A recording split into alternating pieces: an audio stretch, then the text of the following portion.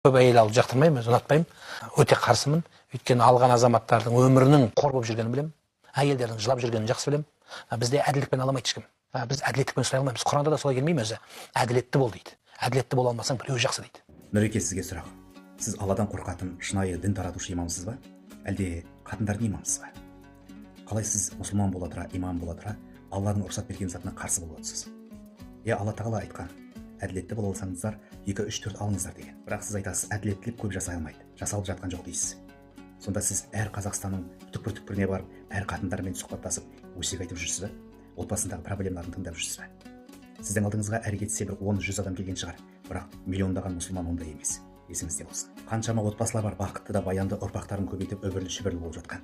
Неге сондайларды айтпайсыз? Неге тек қана жаман жағын, неге тек негативті айтасыз? Егерде барлық әйелдер жылап, барлық әйелдер қиналатын болса, Алла тағала осындайға рұқсат берер ме еді? Әрине жоқ. Осы қазіргі әйелдердің барлығы жылап қарсымын деудің себебі жүректе иман барда, бірақ білім жоқ. Терең білім алмағанның кесірі.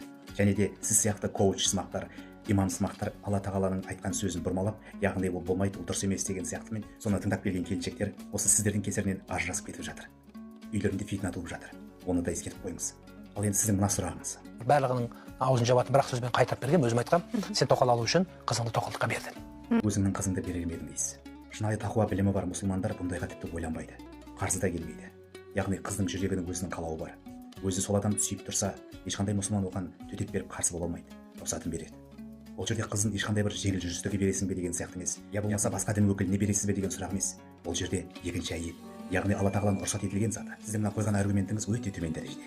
Яғни маған келетін көптеген сұрақтардың бірі осы қатындардан келетін сұрақтар. Ал сіз болсаңыз имамның әңгімесін емес, сол қатындардың әңгімесін айтып отқан секілдісіз.